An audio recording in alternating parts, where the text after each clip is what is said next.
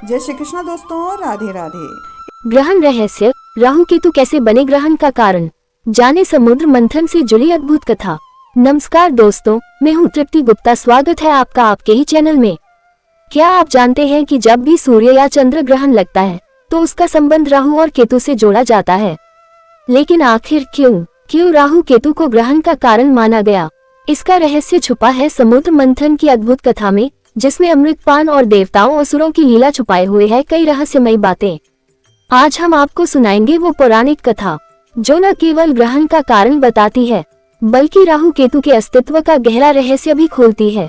ग्रहण का कारण का वैज्ञानिक कारण। सूर्य और चंद्र ने राहु के छल को उजागर किया था, इसलिए राहु केतु उनसे शत्रुता रखते हैं। कहा जाता है कि जब भी सूर्य या चंद्र अपनी कक्षा में आते हैं तो राहु और केतु उन्हें निगलने का प्रयास करते हैं। यही स्थिति सूर्य ग्रहण और चंद्र ग्रहण कहलाती है। राहु और केतु। हिंदू धर्मग्रंथों में राहु और केतु को रहस्यमयी और छाया ग्रह माना गया है। इन्हें 9 ग्रहों में विशेष स्थान प्राप्त है, क्योंकि इनका सीधा संबंध ग्रहण से जुड़ा हुआ है। इन दोनों की उत्पत्ति और महत्व समुद्र मंथन की पौराणिक कथा से जुड़ा हुआ है। अक्सर लोग ये सोचते हैं कि आखिर ग्रहण में मुख्य रूप से सूर्य, चंद्रमा और पृथ्वी घटक होते हैं, तो इसका संबंध राहु केतु से कैसे हुआ? चलिए जानते हैं। राहु केतु की उत्पत्ति। चूंकि स्वरभानु नामक राक्षस ने अमृत पी लिया था, इसलिए उसका सिर और धड़ दोनों अमर हो गया। उसका कटा हुआ सिर राहु कहलाया और धड़ केतु के नाम से जाना गया। तभी से दोनों ग्रहों का अस्तित्व माना जाता है। चंद्र या सूर्य ग्रहण को लेकर अक्सर लोगों के मन में यह सवाल होता है कि आखिर इसका रहस्यमयी ग्रह राहु और केतु से क्या कनेक्शन है। आइए जानते हैं ग्रहण का राहु केतु से क्या संबंध है और इसके जुड़ी दिलचस्प पौराणिक कथा क्या है। समुद्र मंथन और अमृत की प्राप्ति। सतयुग में देवताओं और असुरों ने जब समुद्र मंथन किया, तब उससे अनेक रत्न, देवी देवता और दिव्य वस्तुएं निकली। अंत में अमृत कलश भी प्रकट हुआ। अमृतपान करने से अमृतत्व की प्राप्ति होती थी, इसलिए देवताओं और असुरों में इसे पाने की होड़ मच गई। विष्णु का मोहिनी अवतार। शास्त्र पुराणों के अनुसार देवताओं की रक्षा के लिए भगवान विष्णु ने मोहिनी का रूप धारण किया। मोहिनी स्वरूप में उन्होंने असुरों को मोहित कर दिया और अमृत का पान देवताओं को कराया। राहु का छल। इसी समय असुरों में से एक ने वेश बदलकर देवताओं के बीच बैठकर अमृत पी लिया। उसका नाम स्वरभानु था। जैसे ही उसने अमृत की कुछ बूंदें पी ली, भगवान सूर्य और चंद्र ने उसे पहचान लिया और विष्णु को संकेत कर दिया। तुरंत ही भगवान विष्णु ने अपने सुदर्शन चक्र से उसका सिर धड़ से अलग कर दिया। राहु दोष से मुक्ति। घर का खाली गमला खोलेगा भाग्य का राज, जाने वास्तु का अद्भुत रहस्य। घर के दक्षिण पश्चिम या पश्चिम दिशा में साफ और खाली गमला रखकर आप न केवल राहु की नकारात्मक ऊर्जा को शांत कर सकते हैं, बल्कि अपने जीवन में स्थिरता, शांति और सकारात्मकता भी ला सकते हैं।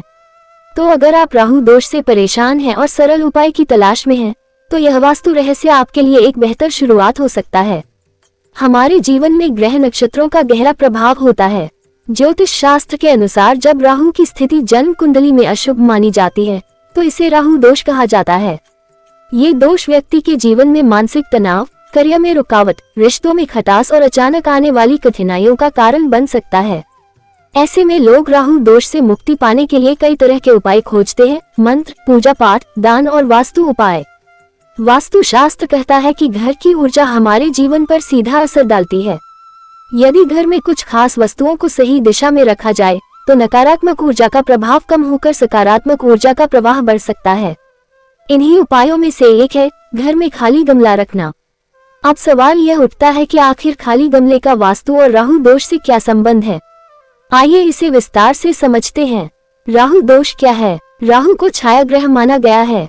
ये वास्तविक ग्रह नहीं है, बल्कि एक गणितीय बिंदु है जो चंद्रमा की गति से संबंधित है।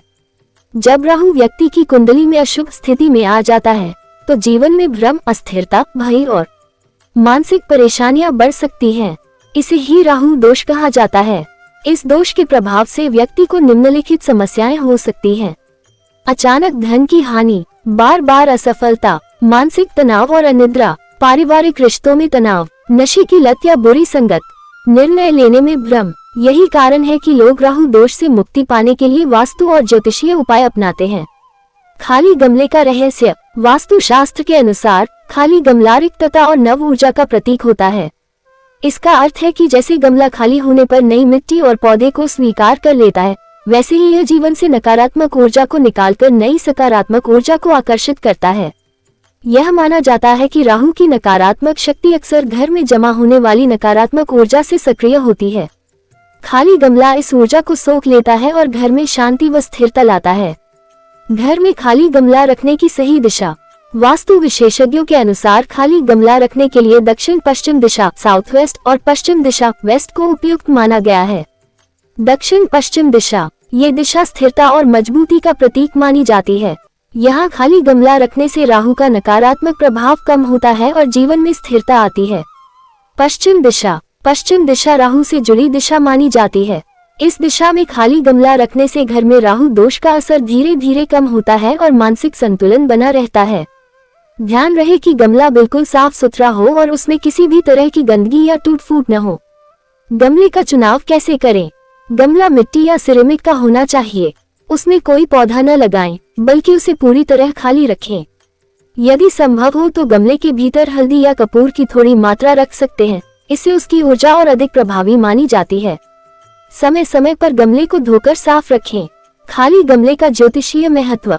ज्योतिष शास्त्र के अनुसार राहु का संबंध शून्यता और अंधकार से है। खाली गमला भी शून्यता का प्रतीक है।